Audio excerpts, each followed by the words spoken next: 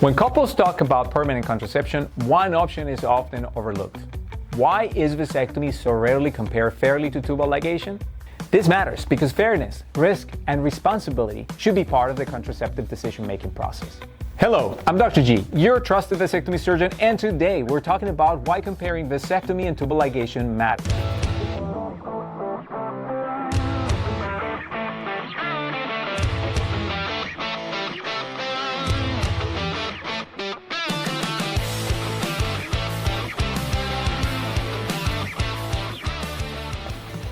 Vasectomy and tubal ligation are both permanent contraceptive options. They are often discussed together because they serve a similar purpose. However, they are not equal in terms of risk.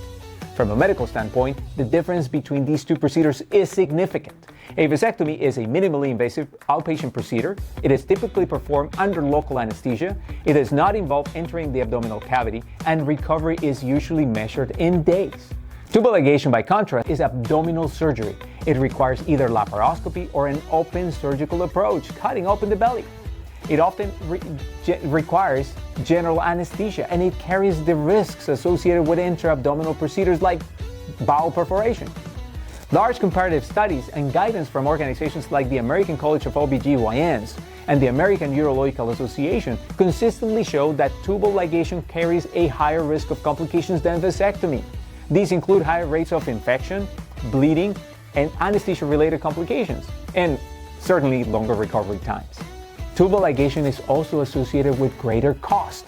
Health systems data show that, on average, tubal ligation is several times more expensive than vasectomy, reflecting the complexity of the surgery, the operating room time, and anesthesia. Despite these differences, tubal ligation has historically been far more common than vasectomy. In the United States and globally, data from the Centers for Disease Control and the United Nations show that sterilization rates in females have consistently exceeded male sterilization rates by a wide margin. This disparity is not explained by medical necessity. It reflects how contraception has long been framed as a woman's responsibility. Women have been expected to manage contraception even when the medical risk to them is higher. Men, meanwhile, have often been positioned as supporters rather than participants. Comparing these two procedures is not about assigning blame. It is not about saying what any individual couple should choose. It is about fairness. When couples are given clear, unbiased information about both options, many are surprised to learn that vasectomy is typically the safer procedure for the family as a whole.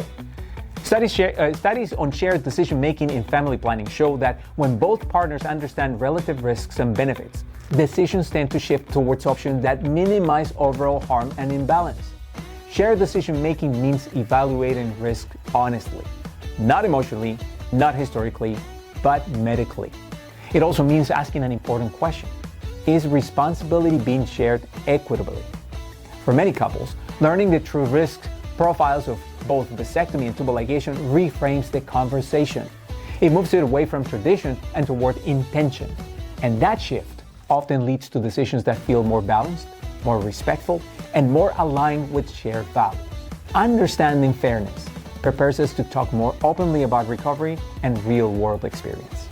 Before we close, these are the 5 things I'd like for you to remember from our conversation today. First, vasectomy and tubal ligation are not equivalent procedures. Second, vasectomy is less invasive and has lower risk. Third, historical patterns influence current decisions. 4, fair comparisons lead to better choices. And finally, equity means sharing responsibility. Remember, fair decisions begin with honest comparison. Follow this channel for more thoughtful conversations, and for more information about vasectomy, visit simplevas.com.